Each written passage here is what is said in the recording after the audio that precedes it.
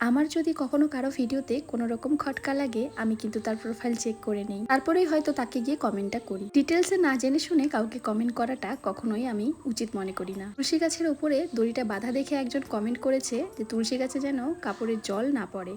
এটা ঠিক, তুলসী গাছে কাপড়ের জল পড়তে নেই, এটা আমিও জানি। আর আমি জেনে শুনে নিশ্চয়ই ভুলটা করব না। তুমি আমার আগের ভিডিওগুলো হয়তো দেখোইনি, তাই বুঝতে পারছো না। দড়িটা অনেকটাই ডিস্টেন্সে আছে, কাপড় শুকাতে দিলে তুলসী গাছের উপরে জল তো দূরের কথা ছিটে ফোটাও পড়ে না।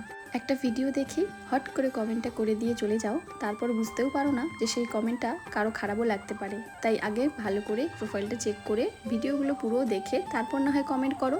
এভাবে করলেই তাহলে আর কারো খারাপও লাগবে না, আর তোমাকেও কেউ খারাপ ভাববে না, বা আমিও ভাববো না, যেহেতু কমেন্টটা তুমি আমায় করেছো। যাকগে, ভালো সাজেশন দেওয়ার জন্য থ্যাংক ইউ।